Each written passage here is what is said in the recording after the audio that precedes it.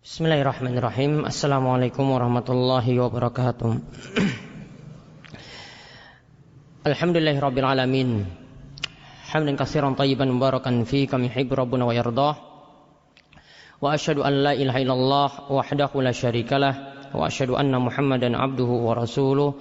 Allahumma shalli ala nabiyyina wa sayyidina Muhammad wa ala alihi wa man tabi'ahum bi ihsan ila yaumiddin.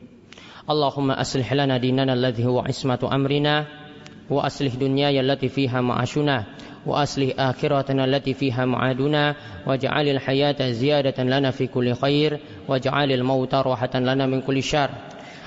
Allahumma inna nas'aluka ilman nafi'ah wa rizqan thayyiba wa amalan mutaqabbala. Kaum muslimin, ikhwani fid din wa akhwati fillah rahimani wa rahimakumullah. Alhamdulillah, kita bersyukur kepada Allah Subhanahu wa taala atas nikmat yang telah Allah Subhanahu wa taala anugerahkan kepada kita sekalian, sehingga pada kesempatan pagi yang berbahagia ini kita masih berada di pertengahan dari bulan Rabiul Awal 1436 Hijriah. Allah mempertemukan kita dalam suatu majelis yang mulia, yang dimana kita mohon pada Allah Subhanahu wa taala, mudah-mudahan Allah Subhanahu wa taala memberikan kita ilmu yang bermanfaat, memudahkan kita dengan ilmu tadi untuk beramal saleh, dan juga memudahkan kita dalam kebaikan-kebaikan yang selanjutnya, dan senantiasa memberikan keistiqomahan kepada kita sekalian.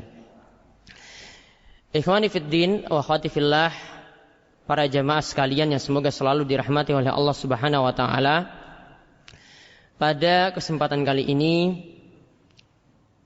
kita akan membahas suatu tema yang berkenaan dengan masalah menuntut ilmu, yaitu yang nanti kami akan jelaskan. Ada dua tema, walaupun ini nanti akan berbeda dengan judul atau tema yang dikemukakan oleh panitia tadi, yang diajukan oleh panitia sebelumnya. Yaitu nanti kami akan membahas yang pertama tentang keutamaan ilmu, kemudian keutamaan belajar menuntut ilmu dan mengajarkannya. Ini nanti kita akan kaji dalam 17 hadis. Kemudian tema yang kedua, ya ini berkaitan dengan masalah akhlak. Yang ini berkaitan dengan masalah akhlak. Karena sempurnanya ilmu tadi, ini kalau ditunjang dengan akhlak yang baik. Karena tanpa adanya akhlak, maka ibaratnya seperti seorang itu memakai cincin mutiara. Dia ingin memakai cincin mutiara, namun dia mengenakan tali dari yang berasal dari comberan, yang berasal dari selokan. Artinya dia dihiasi dengan perhiasan yang jelek. Maka ilmu yang semulia itu mesti ditunjang juga dengan akhlak yang baik. Maka nanti kita akan bahas pada pembahasan yang kedua, yaitu kita akan bahas tentang masalah mengagungkan ulama dan juga orang-orang yang lebih tua, dan mengagungkan ahlul fadl, orang-orang yang punya kemuliaan. Kesemua pembahasan ini nanti kita akan kaji dari pembahasan Imam Nawawi dalam kitab beliau Riyadhus Shalihin. Ya, kita akan kaji dari pembahasan Imam Nawawi dalam kitab beliau Riyadhus Shalihin. Mungkin kita sering mendengar kitab ini, namun jarang ada yang menghatamkannya sampai selesai. Jarang ada yang merampungkannya dari awal sampai rampung. Ada sekitar 1898 hadis di dalamnya yang tersusun, yang beliau susun dalam 373 bab. Ya, yang beliau susun dalam 373 bab. Totalnya ada 1898 hadis. Ada seorang dai kondang yang mengatakan, ada seorang dai kondang yang pernah mengatakan bahwasanya seandainya setiap selesai sholat 5 waktu, ini dibacakan hadis-hadis dari Arba'in Nawawiyah. Ya, satu hari berarti bisa baca 5 hadis. Kalau taruhlah di situ ada 2000 hadis, 2000 dibagi 5, berarti selesai dalam berapa hari? Selesai berapa hari? Berapa? 400 hari. 400 hari itu kira-kira 1 tahun lebih. 1 tahun lebih sudah khatam kitab Riyadhus Shalihin. Namun sedikit yang mau seperti itu. Ya, di sini saya bisa beri saran. Coba kalau kita punya majelis di rumah atau majelis di masjid, sehabis selepas sholat subuh, ya selepas sholat subuh itu dibacakan kepada para jamaah ya 1 hadis atau 2 hadis saja. Ya 1 hadis atau 2 hadis saja. Maka nanti akan mendapatkan faedah yang begitu banyak yang didapatkan dari kitab Riyadhus Shalihin ini. Ya, karena faedah-faedahnya itu sangat banyak sekali yang kita dapat ketahui, ya cuma bisa kita ketahui atau mudah kita ketahui dengan mempelajari dari judul bab. Cuma mengetahuinya dari judul bab. Maka seperti di sini nanti kita akan lihat Imam Nawawi itu menyusun pembahasan ini dalam Kitabul Ilmi. Nanti silakan lihat kalau punya kitab Riyadhus Shalihin di rumah, nanti lihat di dalam kitab Riyadhus Shalihin dalam Kitabul Ilmi. Itu nanti akan dibahas bab fadlul ilmi ta'alluman wa ta'liman lillah. Keutamaan ilmu. Ketika ilmu itu dipelajari dan ketika ilmu itu diajarkan pada orang lain. Maka dari sini saja kita nanti bisa simpulkan bagaimanakah keutamaan menuntut ilmu agama yang begitu besar. Dan juga keutamaan orang yang sudah paham ilmu ini kemudian menyampaikannya pada orang lain. Nanti kita akan lihat dalam 17 hadis. Sedangkan nanti pembahasan yang kedua tentang menghormati ulama, menghormati orang-orang yang lebih tua, nanti insya Allah akan kita kaji dalam 12 hadis. Ya, nanti kita akan kaji dalam 12 hadis. Mudah-mudahan waktu yang ada cukup. Kalau misalnya selesainya lebih cepat, ya sudah selesainya kita selesai lebih cepat. Ya, risiko dari panitia setelah itu kegiatannya apa? Ya, pokoknya kalau selesai kurang dari jam, misalnya jam 2, kurang dari jam 2 ya sudah selesai. Saya anggap selesai. Kalau belum selesai, ya sudah dapatnya segitu. Baik, kita lihat pembahasan pertama. Imam Nawawi memberikan judul bab Fadlul ilmi ta'alluman wa ta'liman lillah. Yaitu keutamaan ilmu ketika ilmu itu dipelajari dan ketika ilmu itu diajarkan pada orang lain. Lillah, yang niatannya ikhlas karena Allah Subhanahu wa ta'ala. Yang niatannya itu ikhlas karena Allah Subhanahu wa ta'ala. Di sini sebelumnya thariqah atau kebiasaan dari Imam Nawawi ketika beliau membahas kitab Riyadhus Shalihin, sebelum beliau menyebutkan hadis-hadis yang ada, beliau membawakan dalil-dalil dari beberapa ayat Al-Quran. Kita lihat ada 4 dalil dari Al-Quran yang menunjukkan keutamaan ilmu dan derajat yang tinggi bagi orang-orang yang berilmu. Dalil yang pertama yang dibawakan oleh Imam Nawawi yaitu dalam surat Thaha ayat 114. Dalam surat Thaha ayat 114.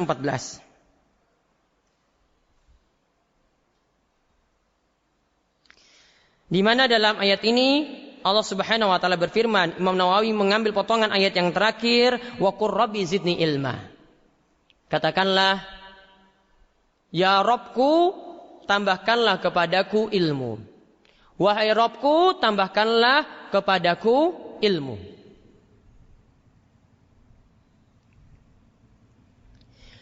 Imam Ibnu Uyainah ini pernah mengatakan tentang ayat ini, atau disebutkan oleh Ibnu Katsir tentang ayat ini dengan menukilkan perkataan dari Ibnu Uyainah, seorang ulama besar, ya disebut dengan Sufyan bin Uyainah. Ada Sufyan Ats-Tsauri dan di sini ada Sufyan bin Uyainah. Sufyan bin Uyainah itu pernah mengatakan, "Walam yazal sallallahu alaihi wasallam fi ziyadatin minal ilmi hatta tawafallahu azza wa jalla." Nabi sallallahu alaihi wasallam lam yazal, yaitu senantiasa continue terus menerus meminta supaya ditambahkan ilmu sampai beliau meninggal dunia, sampai diwafatkan oleh Allah Subhanahu wa taala. Maka lihat di sini bagaimanakah kontinuitas beliau dalam berdoa. Kata Ibnu Uyainah, Permintaannya itu apa? Yaitu meminta kepada Allah supaya ditambahkan ilmu terus, supaya ditambahkan ilmu terus, supaya ditambahkan ilmu terus. Kalau permintaan kita, orang-orang biasa meminta supaya ditambahkan harta, ditambahkan harta, ditambahkan harta. Orang yang lainnya minta lagi, ya ditambahkan anak, ditambahkan anak, ditambahkan anak. Yang lainnya lagi minta permintaan yang lainnya lagi. Namun yang Nabi SAW contohkan adalah ditambahkan ilmu. Ditambahkan ilmu, ditambahkan ilmu. Sampai permintaan ini beliau minta sampai beliau diwafatkan oleh Allah Subhanahu wa taala. Maka jadikanlah permintaan tersebut dalam doa-doa kita. Makanya kebiasaan Nabi SAW ketika di pagi hari selepas sholat subuh, beliau punya kebiasaan untuk berdoa meminta ilmu yang bermanfaat kepada Allah Subhanahu wa taala. Doanya bagaimana?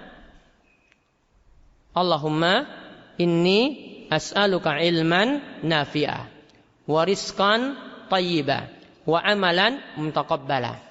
Yaitu Nabi SAW meminta, ya Allah, aku minta kepadamu ilmu yang bermanfaat.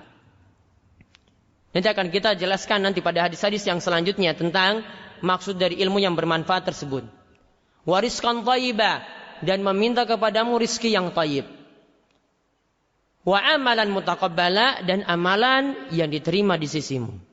Maka di sini 3 hal yang diminta oleh Nabi SAW sejak pagi hari. Ya Allah, berikanlah kepadaku ilmu yang bermanfaat, berikanlah kepadaku ya rizki yang thayyib, yaitu rizki yang halal. Kemudian Nabi SAW juga minta kepada Allah supaya amalan-amalan yang beliau lakukan itu diterima di sisi Allah Subhanahu wa taala. Kemudian dalil yang kedua dari ayat Al-Quran yang beliau bawakan, yaitu firman Allah Subhanahu wa taala dalam surat Az-Zumar ayat ke-9. Allah Subhanahu wa taala berfirman, "Qul hal yastawil ladzina ya'lamuna wal ladzina la ya'lamun?"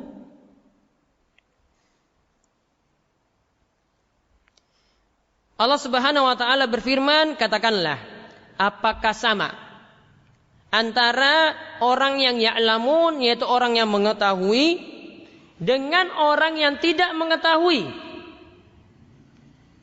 Maka kadang Allah Subhanahu wa taala memakai siyak, memakai metode ya dalam bentuk pertanyaan seperti itu, dan pertanyaannya sudah pasti jawabannya iya.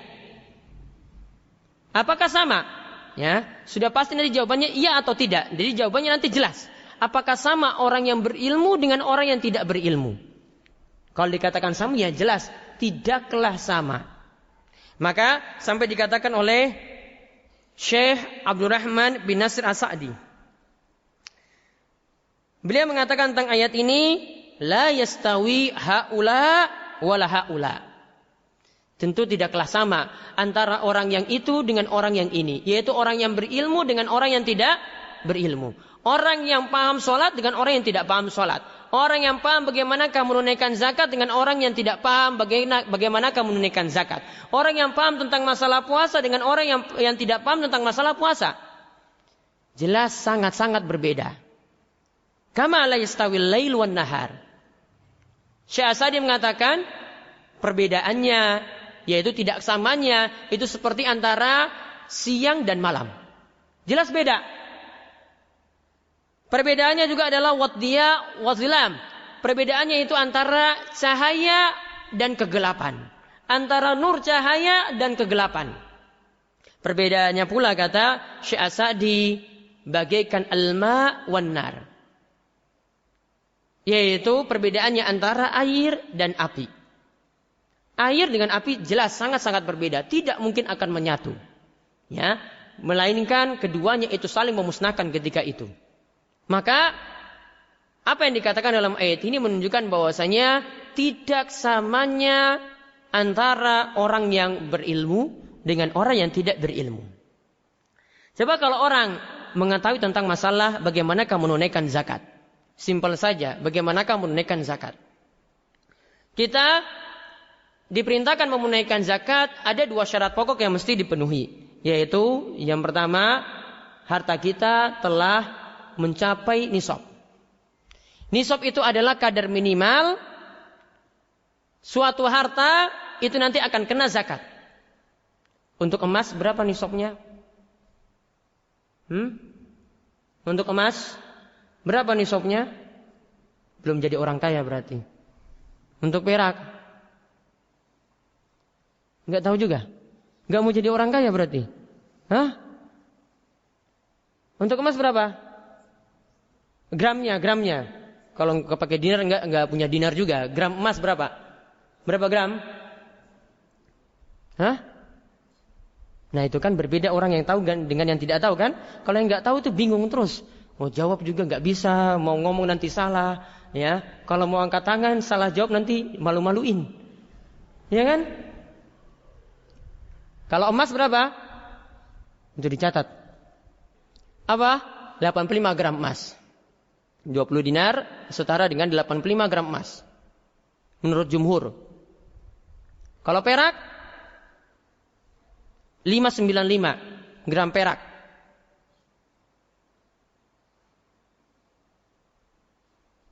Atau 200 dirham.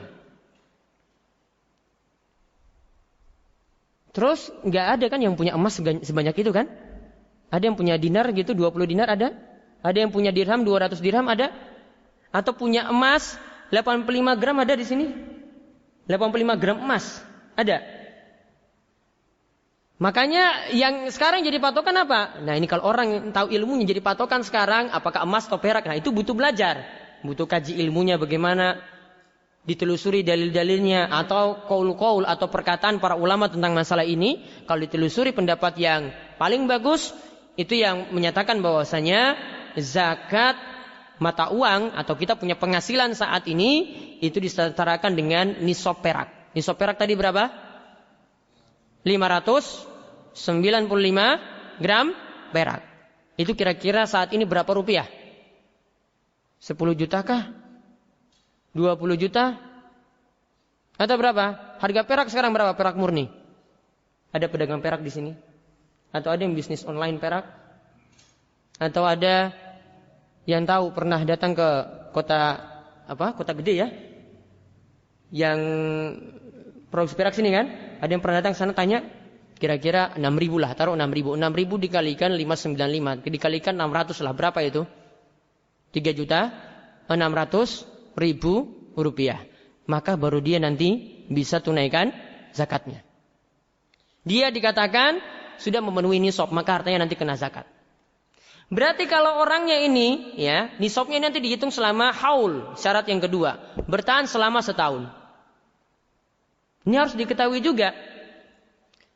Ya, jadi bertahan selama setahun. Jadi kalau masih naik turun, wah kadang harta saya nanti 3 juta. Nanti naik lagi 4 juta. Turun lagi jadi 1 juta. Nanti naik lagi jadi 5 juta. Ini berarti belum kaya benaran. Ini berarti belum kaya benaran. Nisabnya tadi kena itu ketika selama setahun itu di atas nisab perak tadi. Senilai nisab perak tadi.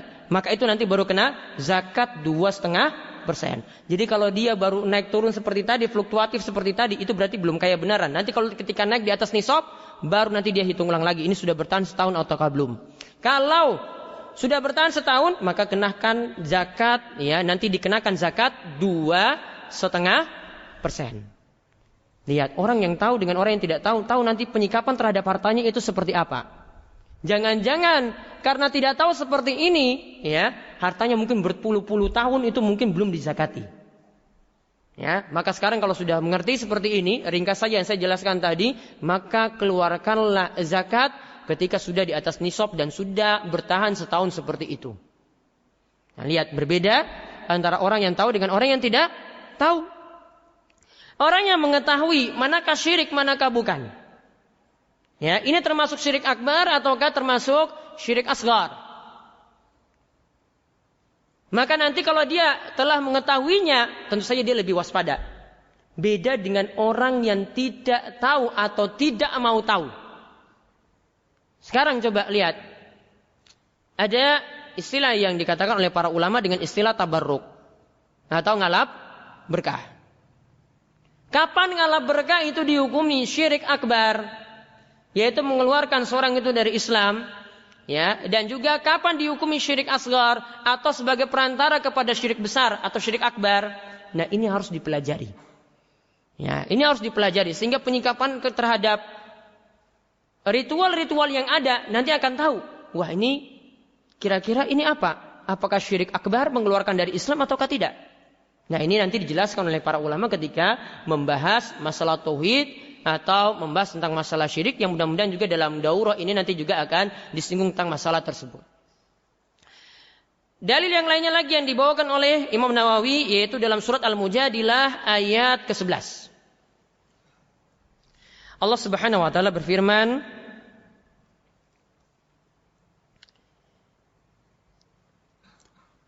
Yarfa'illahu allazina amanu minkum wallazina utul ilma darajat. Allah itu akan mengangkat orang-orang yang beriman di antara kalian. Wallazina utul ilma darajat, dan orang-orang yang berilmu beberapa derajat. Maka ada kisah. Pernah atau kisah ini adalah dari Khalifah Umar bin Khattab. Beliau ketika itu begitu kaget. Ada seorang bekas budak itu diangkat jadi pemimpin. Istilah kita itu adalah gubernur. Ya, pemimpin di suatu daerah. Kisahnya sebagai berikut. Yaitu disebutkan oleh Imam Ahmad. Ini dari Nafi'. Dia pernah bertemu dengan Umar bin Khattab di Asfan, yaitu di daerah Asfan. Wa kana Umar ista'malahu ala Makkah. Dan Umar ini pernah mengangkat Nafi' tadi sebagai pemimpin di Makkah. Faqala lahu Umar. Maka ketika itu Umar bertanya kepada Nafi'. Ya, Umar itu bertanya kepada Nafi'. Man istakhlafat ala ahlil wadi. Siapa yang sekarang menguasai daerah Al-Wadi? Al-Wadi itu suatu daerah. Ini siapa yang jadi pemimpin di situ? Maka ketika itu dikatakan yang jadi pemimpin ketika itu namanya Ibnu Abza. Namanya itu Ibnu Abza. Kemudian Umar balik bertanya, "Wa ma Ibnu Abza?" Siapakah Ibnu Abza? Maka ketika itu Nafi itu mengatakan rajulun min mawalina. Dia itu diantara orang-orang yang dulunya itu adalah seorang budak dan sekarang sudah merdeka. Berarti bekas budak. Kalau budak itu termasuk orang rendahan, bekas budak pun ini sebenarnya masih dianggap rendahan. Ya, Umar sudah menganggap ini, wah ini kan orang-orang biasa kok bisa jadi pemimpin ketika itu. Maka ketika itu Umar bin Khattab itu mengatakan, bagaimana mungkin yang menguasai kalian itu adalah yang pernah menjadi seorang budak? Maka ketika itu, ya, Nafi mengatakan kepada Umar, ya Amirul Mukminin, wahai Amirul Mukminin, innahu qari'un li kitabillah. Dia adalah orang yang paham Al-Quran. Ingat, qari', kalau disebut qari' di masa dulu, ya, ini beda dengan qari' saat ini. Kalau qari' saat ini, ya, cuma baca Al-Quran pas muqaddimah saja sudah disebut qari'. Ya kan? Cuma baca tilawah Al-Quran saja pas mulai acara itu sudah disebut qari'. Kalau dulu orang yang hafal Al-Quran sekaligus memahaminya dan dia paham hukum-hukum yang ada dalam Al-Quran. Maka yang jadi pemimpin di daerah Al-Wadi itu adalah Ibnu Abza. Dia itu qari'un li kitabillah. Nafi katakan kepada Umar, wahai Umar, dia itu qari'un li kitabillah. Dia paham Al-Quran.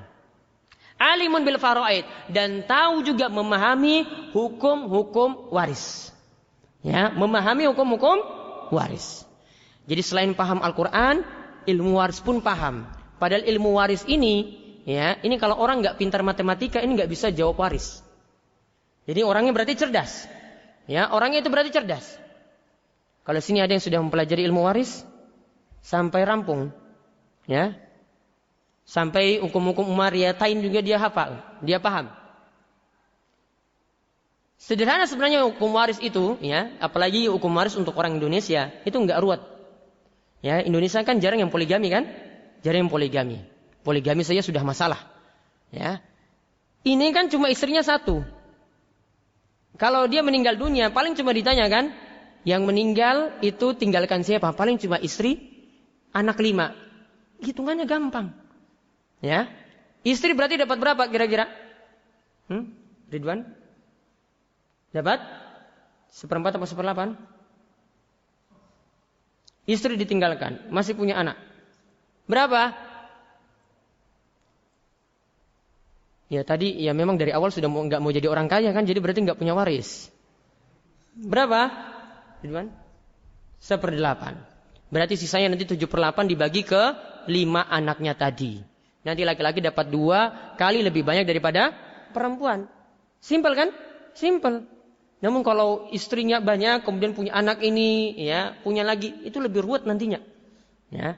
Apalagi nanti masih meninggalkan saudara ini, saudara yang sebapak, ya, saudara yang satu ibu, ya satu bapak. Nah itu nanti beda lagi, lebih ruwet lagi daripada ya masalah yang tadi. Itu yang masih lebih ringan. Ini yang perhitungan waris orang Indonesia itu jadi gampang.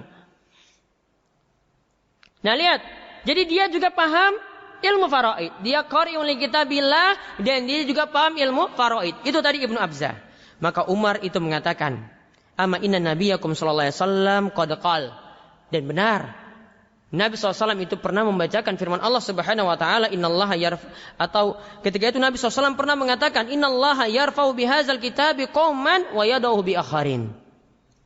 Nabi SAW itu pernah mengatakan, sesungguhnya Allah mengangkat seseorang di antara kalian dengan adanya kitab ini. Jadi dia semakin paham Al-Quran, berarti kedudukannya semakin mulia. Dan Allah merendahkan yang lain. Jadi orang yang tidak berilmu itu nanti jadi rendah. Orang yang berilmu derajatnya lebih tinggi. Maka benarlah apa yang Allah Subhanahu wa ta'ala katakan dalam ayat ini. Yarfa'illahu lazina amanu minkum wallazina utul ilma darajat.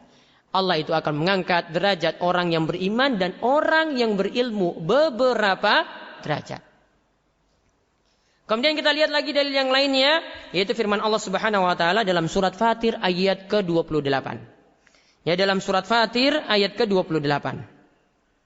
Allah Subhanahu wa taala berfirman, "Innama yakhsyallaha min ibadihil ulama." Innama yakhsyallaha min ibadihil ulama. Sesungguhnya yang paling takut kepada Allah Subhanahu wa taala dari hamba-hambanya itu adalah para ulama, yaitu orang-orang yang berilmu. Berarti di sini menunjukkan bahwasanya orang-orang yang berilmu, mereka derajatnya lebih tinggi daripada orang-orang yang tidak berilmu. Mereka punya rasa khasyah, rasa takut yang lebih tinggi daripada orang-orang yang tidak berilmu. Orang yang sudah tahu misalnya hukum musik, dengan orang yang tidak tahu hukum masalah ini, tentu orang yang tidak tahu akan biasa-biasa saja.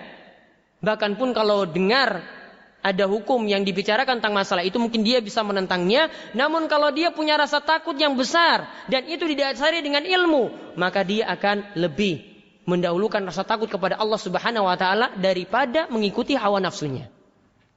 Berbeda antara orang yang berilmu dan orang yang tidak mau tahu dengan orang yang tidak mau belajar.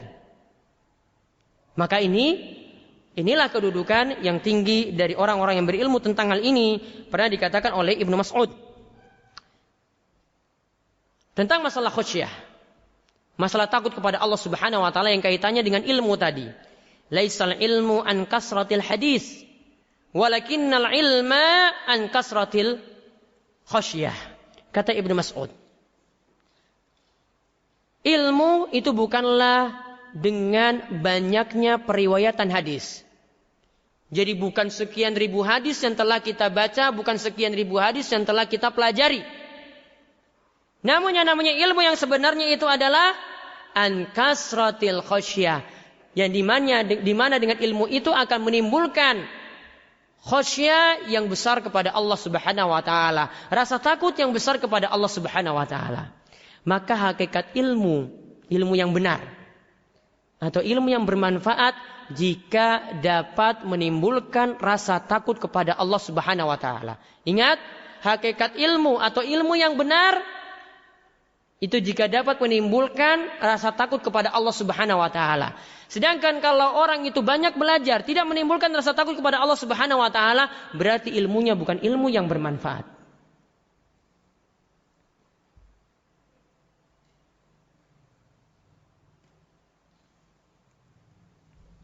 Kemudian sekarang kita lihat hadis-hadis yang membicarakan tentang hal ini. Hadis yang pertama, yaitu hadis dari Muawiyah radhiyallahu anhu, ia berkata bahwasanya Rasulullah sallallahu alaihi wasallam itu bersabda, "May yuridillahu bi khairan yufaqihu fid din." Muttafaqun alaih. Hadis ini diriwayatkan oleh Imam Bukhari dan Muslim. Rasulullah sallallahu alaihi wasallam bersabda, siapa yang Allah Subhanahu wa taala menginginkan kebaikan untuknya, maka Allah akan memahamkan padanya ilmu agama. Maka Allah Subhanahu wa taala akan memahamkan padanya ilmu agama. Kita lihat sekarang pelajaran dari sisi bahasa.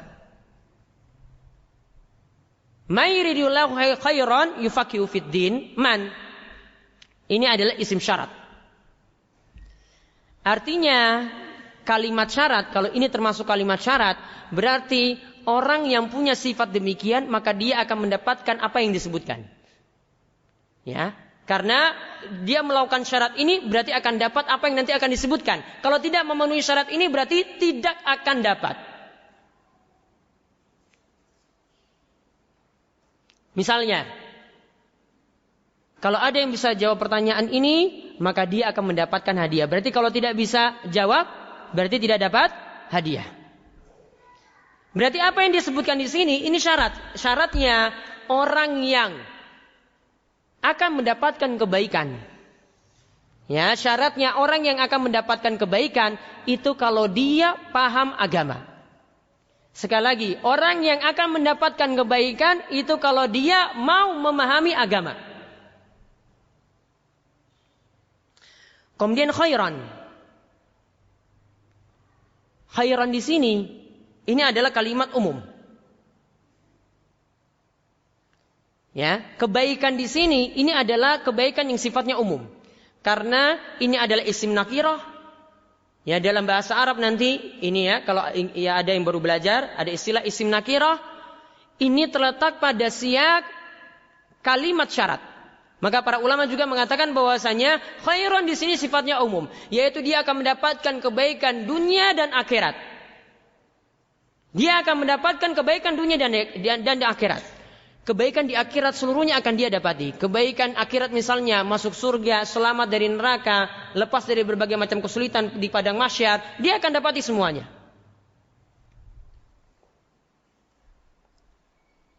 Kemudian di sini bagaimana kalimat Nabi SAW itu biasanya kalimat yang sifatnya jawami'ul kalim. Ringkas namun padat. Nabi SAW katakan yufaqihu fiddin. Nabi SAW tidak katakan yu'allimhu fiddin. Nabi katakan ya kalau dia itu paham agama, bukan sekedar belajar. Maka ilmu itu tujuannya untuk dipahami, bukan sekedar kita datang ke majelis, oh tahu seperti itu, enggak paham. Kalau paham berarti bisa jelaskan pada orang lain. Makanya di antara thariqah ya, kalau kita sudah belajar misalnya belajar bahasa Arab, ya nanti kalau di sini sudah selesaikan bahasa Arab misalnya nanti dalam waktu 20 hari. Kan nanti ada yang belajar pagi sore ya, pagi sore. Maka biar ilmu ini tetap awet, tetap nancap, maka ilmu itu diajarkan pada orang lain. Maka pahami benar-benar kemudian ajarkan pada orang lain. Beda kalau ilmunya cuma di buku saja. Ya. Bukan ilmunya cuma di buku saja, bukan. Kalau cuma di buku saja seperti sudah 1 tahun lagi disuruh ulang lagi tidak bisa. 1 tahun lagi disuruh pelajari ulang lagi, ya bahasa Arab sudah tidak bisa, semuanya lupa. Mau ditanya tentang masalah isim-isim yang majrur sudah lupa. Mau tanya tentang ya hal-hal yang bisa perkara-perkara yang bisa menasabkan fiil juga sudah lupa. Ya, makanya ilmu itu diajarkan. Kalau sudah biasa diajarkan, maka makin melekat. Makanya Beda kalau orang itu baru keluar dari suatu universitas dengan orang yang biasa ngajarkan orang lain ketika dia ngajar di kelas. Kalau dia sudah biasa ngajarkan orang lain, maka nanti akan membuat orang lain itu paham.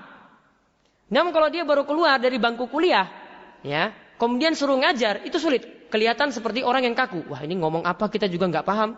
Padahal mungkin IPK-nya itu 4,00. Ya, IPK-nya itu 4,00. Namun disuruh jelaskan tidak bisa karena semuanya serba teori. Makanya kalau dapat suatu ilmu seperti ini, dipahami baik-baik, kemudian diajarkan pada orang lain. Maka di sini cerdasnya Nabi SAW katakan bukan orang yang sekedar belajar, namun orang yang faqih. Orang yang faqih di sini adalah, kata para ulama, husnul fahmi. Pemahamannya bagus. Wasawabuhu. Pemahamannya lurus, benar. Jadi bukan sekedar belajar saja. Bukan sekedar baca saja. Pahami benar-benar apa yang dimaksud.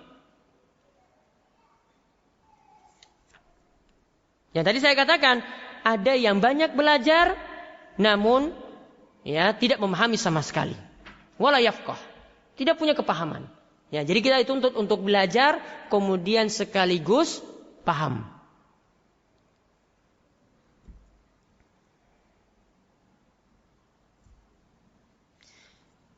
Jadi hadis ini menunjukkan bagaimana keutamaan ilmu itu sendiri. Orang yang paham agama, dia akan mendapatkan kebaikan yang banyak. Kemudian kita lihat hadis yang selanjutnya lagi, yaitu hadis dari Ibnu Mas'ud. Hadis nomor 2. Hadis dari Ibnu Mas'ud radhiyallahu anhu. Ia berkata bahwasanya Rasulullah SAW itu bersabda, la hasada illa fisnatain. Janganlah hasad kecuali pada 2 orang. Yaitu 2 orang ini apa? Kata Nabi SAW yang pertama, rajulun atahullahu malan. Ada orang yang Allah anugerahkan kepada dia harta. Fasallatahu ala halakatihi fil haq. Lalu dia habiskan untuk jalan-jalan kebaikan. Dia habiskan untuk kebenaran. Dia habiskan untuk dakwah. Dia habiskan untuk menuntut ilmu. Maka orang ini yang pertama boleh kita hasad padanya.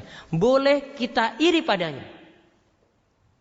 Kemudian yang kedua, wa rajulun atahallahul hikmah. Orang yang Allah anugerahkan al-hikmah, yaitu ilmu. Fahuwa yaqdi biha wa yu'allimuha. Lalu dia memperoleh ilmu tersebut, artinya dia memahami ilmu tersebut, dan dia mengajarkan ilmu tadi pada orang lain. Hadis ini muttafaqun alaih, diriwayatkan oleh Imam Bukhari dan Muslim. Dan Imam Nawawi mengatakan, dalam Riyadhus Shalihin ini Imam Nawawi mengatakan hasad yang dimaksud dalam hadis Ibnu Mas'ud ini itu adalah ghibthah. Hasad yang dimaksud di sini bukan hasad biasa. Namun yang dimaksudkan ini adalah ghibthah. Kata beliau katakan yang dimaksudkan di sini adalah wa huwa ayatamanna mislahu. Yaitu orang ingin semisal dengan itu. Ingin semisal dengan itu. Artinya kalau pingin semisal berarti tidak ingin yang orang itu punya hilang. Beda dengan hasad yang tercela. Kalau hasad yang tercela, bedanya dengan ghibthah. Kalau hasad yang tercela, pingin harta orang itu hilang. Misalnya ada yang datang pakai mobil, kemudian ini untuk kajian, ya sudah dalam hatinya ini mangkel. Apalagi kalau profesinya sama, PNS sama PNS. Tukang bakso sama tukang bakso. Ya. Pengusaha dengan pengusaha. Maka kalau seperti ini cenderung untuk hasadnya itu besar dibandingkan dengan yang beda profesi. Enggak pernah tukang becak itu hasad sama PNS itu jarang. Ya, iri sama yang PNS itu jarang. Beda profesi itu biasanya jarang. Supir dengan supir. Nah, itu baru saling iri. Wah, ini kok dia penghasilannya lebih tinggi, kok saya segini-segini terus. Biasa yang satu profesi cenderung untuk hasad itu besar. Maka kalau dia misalnya Ini sama-sama pengusaha. Lihat yang lain punya harta lebih banyak. Oh, saya juga sudah berbisnis seperti ini juga sudah lama. Kok tidak seperti dia? Maka hasadnya itu besar. Kalau dia hasad yang tercela bagaimana?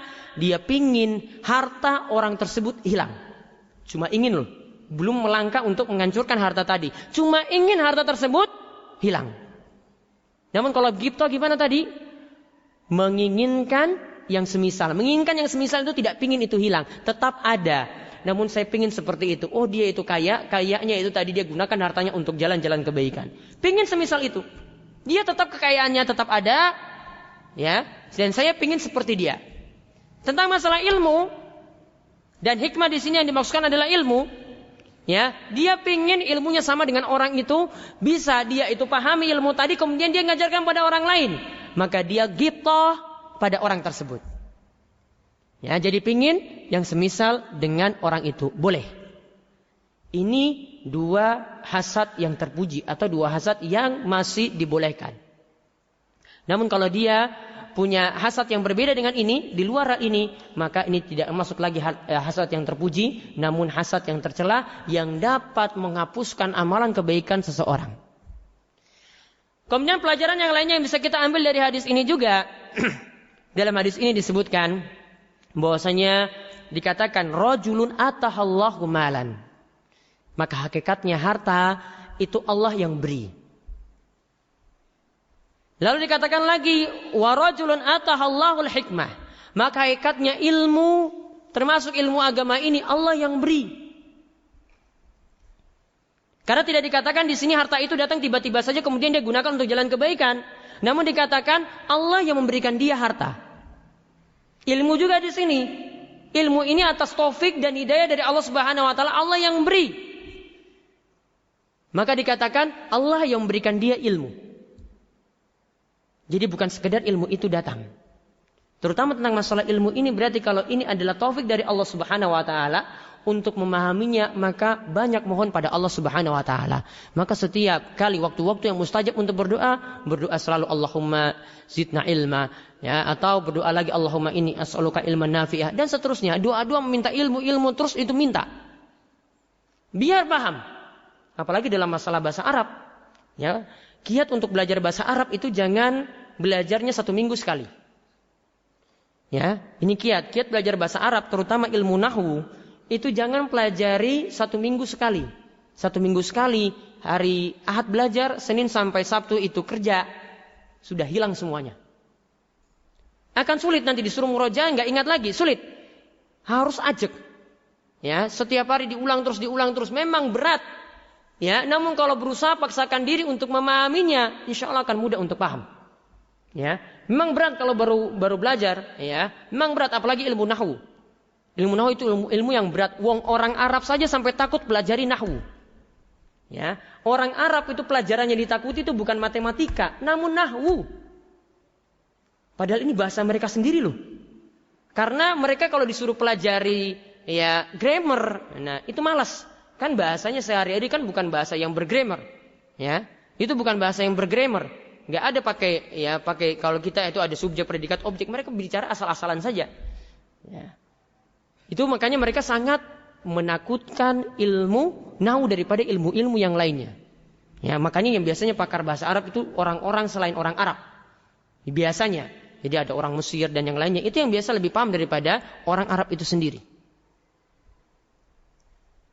Maka kalau kita sudah tahu ilmu itu Allah Subhanahu wa taala yang berikan, termasuk ketika kita mempelajari bahasa Arab seperti ini, maka banyak berdoa kepada Allah Subhanahu wa taala supaya cepat paham. Supaya dari ilmu ini juga bermanfaat. Supaya juga bisa memahami ilmu-ilmu yang lainnya dengan ilmu alat yang kita miliki. Ingat bahasa Arab itu cuma ilmu alat saja. Jadi saran saya ya itu kalau kita sudah dapat senjatanya sudah bisa pakai ya sudah. Gunakan untuk ilmu yang lain. Boleh pakar dalam masalah itu ya silakan. Ya, ingin pakar nahwu, ingin seluruh bidang nahwu itu dipelajari. Namun nanti waktunya cuma habis untuk itu. Masih banyak yang bidang ilmu lain yang ini bisa kita gunakan dengan ilmu alat yang kita miliki tadi. Ya, jadi dengan ilmu alat ini maka nanti bisa digunakan untuk ya memahami akidah, memahami fikih, apalagi memahami usul fikih, memahami qaid fikih. Ya, ini sangat dibutuhkan ilmu bahasa Arab tadi. Dan berbeda orang yang belajar agama dengan yang mengetahui bahasa Arab dengan yang tidak mengetahui bahasa Arab. Kalau tidak paham bahasa Arab, ilmunya akan ajek terus. Tidak akan bertambah. Karena nanti dia akan dapatkan, Ustadz bicara seperti itu tadi. Dia tidak akan cari ilmu-ilmu yang lainnya lagi. Karena cuma pasar saja ya, dari buku terjemahan, pasar dari Ustadz itu jelaskan. Namun kalau dia paham bahasa Arab, dia akan berusaha kaji terus, pelajari terus. Ya, karena punya modal alat tadi, ya nanti dia gunakan untuk memahami buku-buku para ulama. Kemudian hadis yang ketiga, yaitu hadis dari Abu Musa Al-Asy'ari radhiyallahu anhu, di mana di sini ilmu itu Allah Subhanahu wa taala ibaratkan dengan hujan. Dan ilmu ini diibaratkan dengan hujan yang turun, sedangkan orang-orang yang menerimanya ini diibaratkan dengan tanah. Ya, diibaratkan dengan tanah. Tanah, saya jelaskan dulu sebelum masuk hadis. Ya, tanah itu ada yang mudah menerima air hujan, bisa menumbuhkan tanaman, bisa menampung air, sehingga dimanfaatkan oleh orang lain. Ada tanah juga yang sifatnya cuma bisa menampung air, tidak bisa menumbuhkan tanaman. Dan ada sifat tanah, airnya itu cuma ngalir terus, juga tidak ada tanaman yang tumbuh di tanah tersebut. Maka ilmu ini diibaratkan seperti hujan yang turun. Orang-orang yang menerimanya tadi, ya, ini diibaratkan dengan tanah. Jadi ada yang mudah menerima, ada yang cuma menampung saja, nanti orang lain yang manfaatkan, dan ada yang tidak bisa memanfaatkan air hujan yang turun sama sekali. Kita lihat hadisnya dari Abu Musa Al-Asy'ari radhiyallahu anhu, ia mengatakan bahwasanya Nabi sallallahu alaihi wasallam bersabda, "Masalu ma ba'asani Allahu bihi minal huda wal ilm, kamasali ghaisin asaba ardon." Kata Nabi SAW, permisalan yang Allah mengutusku dengannya dari petunjuk dan ilmu. Ini permisalannya dimisalkan dengan ghaisin, dengan hujan. Asaba ardon, yang hujan ini turun mengenai bumi. Di sini lihat dengan kata hujan ini sebenarnya dalam bahasa Arab itu kadang disebut dengan matar, kadang disebut dengan ghais. Namun di sini Nabi SAW itu menyebutnya dengan ghais. Sebagaimana juga dalam ayat Al-Quran Allah menyebut hujan juga dengan ghais. Ghais di sini para ulama jelaskan itu adalah hujan yang membawa manfaat. Jadi tidak pakai istilah yang lain, namun dipakai istilah ghais. Ini adalah hujan yang membawa manfaat. Jadi bukan hujan yang membawa petaka. Berarti ilmu itu selalu mendatangkan manfaat. Diibaratkan dengan ghais tadi.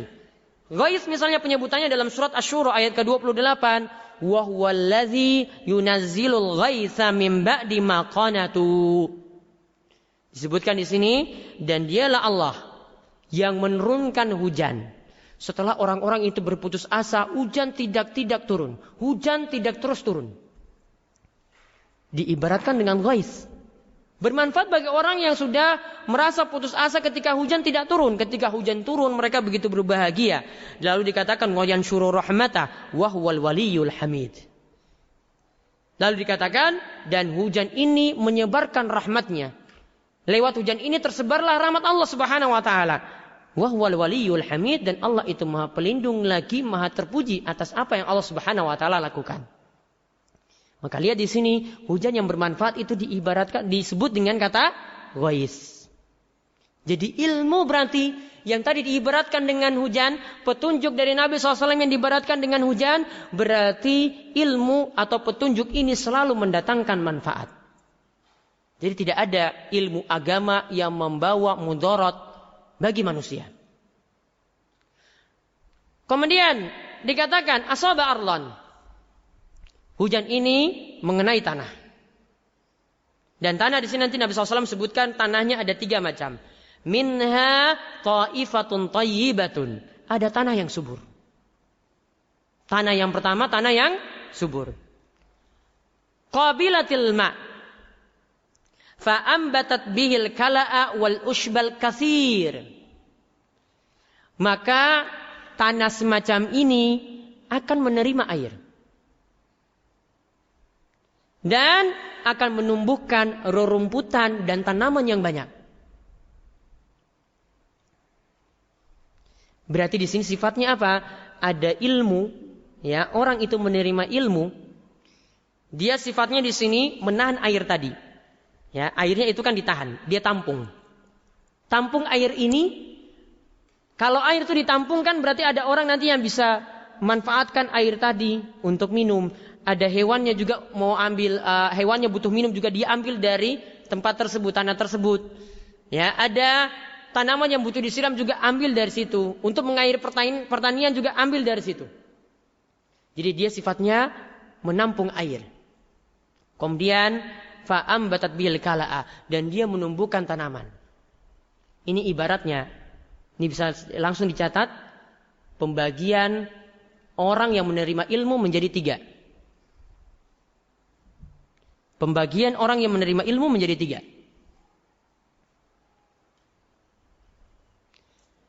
Ada yang muntafi'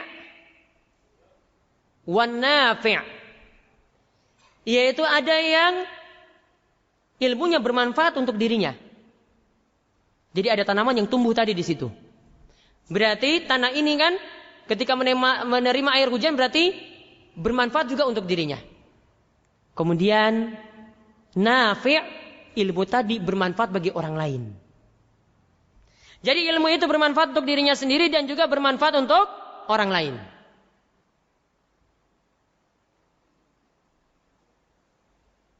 Itu ibaratnya tadi dimisalkan dengan tanah yang subur. Ta'ifatun thayyibatun.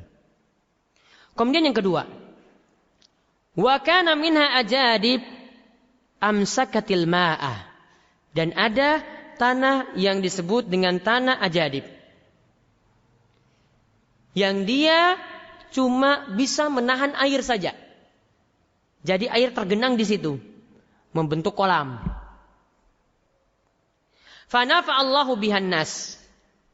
Maka Allah akan membuat manusia memanfaatkan air tersebut. Fasyaribu minha, air tersebut diminum.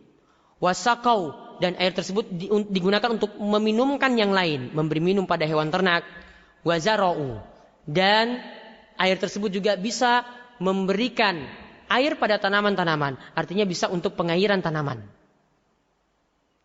Berarti sifat yang kedua tadi, ya, kalau yang pertama tadi orangnya adalah orang yang ilmunya bermanfaat untuk dirinya sendiri. Kemudian ilmunya bermanfaat untuk orang lain. Yang kedua, ilmunya itu nafi' ghairul muntafi'. Ilmunya itu bermanfaat untuk orang lain, namun tidak bermanfaat untuk dirinya sendiri. Ya, namun tidak bermanfaat untuk dirinya sendiri. Tidak ada tanaman yang tumbuh di situ. Tanah ini cuma bisa menampung air saja. Orang lain pakai terus, orang lain pakai terus. Ini ibarat orang yang nukil hadis, namun tidak paham hadis yang dia bawakan. Dia sampaikan hadis ini, sampaikan ayat ini, namun tidak paham apa maksudnya. Bisa jadi dia hafal Al-Quran. Ya, dia bacakan pada orang lain. Orang lain yang dengar paham. Dia baca hadis. Dia bacakan hadis ini pada orang lain. Orang lain paham. Dia sendiri tidak paham. Ya, ini diibaratkan oleh para ulama, sebagian perawi hadis cuma sekedar menukil saja. Tidak jadi ulama fikih. Tidak jadi ulama yang paham hadis. Cuma dia punya riwayat yang banyak tentang hadis. Kemudian yang ketiga, wa asaba ta'ifatun minha ukhra innama hiya ki'anun. Kemudian ada lagi tanah yang disebut tanah ki'an. Sifat tanah ini, ya, kalau tadi disebut yang kedua itu tanah apa? Ajadib. Kalau yang tanah yang ketiga ini disebut tanah ki'an. Tanah ki'an ini bagaimana? La tumsiku ma'an wa la tunbitu kala'an. Tanah ini tidak bisa menahan air. Airnya ngalir terus. Tanah ini juga tidak bisa menumbuhkan tanaman. tanamannya tidak ada yang tumbuh di situ. Berarti sifat orang yang ketiga yang mendapatkan ilmu, ada yang tidak memahami ilmu itu untuk dirinya sendiri. Dan tidak bisa memberikan manfaat pada orang lain. Jadi boleh jadi dia datang kajian atau mungkin dia cuma sekedar lewat saja, tahu di sini ada kajian, mungkin sekedar dengar sekilas. Atau dia duduk di sini, atau dia duduk di majelis ilmu, namun tidak pernah paham. Kemudian mau terangkan pada orang lain juga tidak bisa. Ya, mau terangkan pada orang lain juga tidak bisa. Maka keadaan orang yang berada dalam majelis ilmu itu bisa jadi 3 seperti tadi.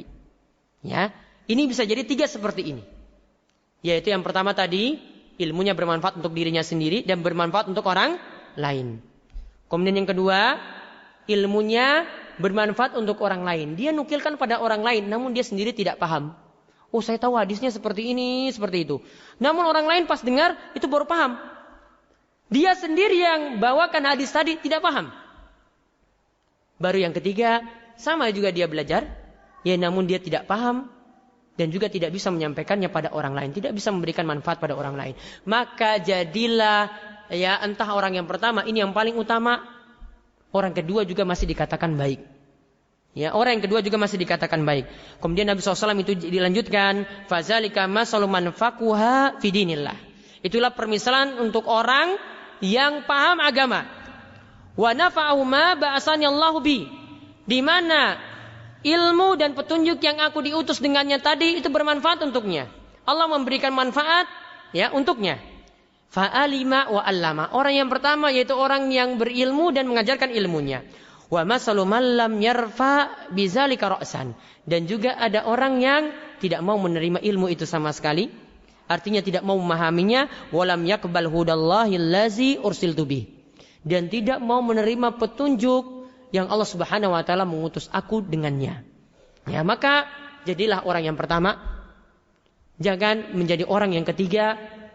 Kalaupun ingin dapat kebaikan lagi, ya bisa jadi orang yang kedua, namun ini pun masih kurang.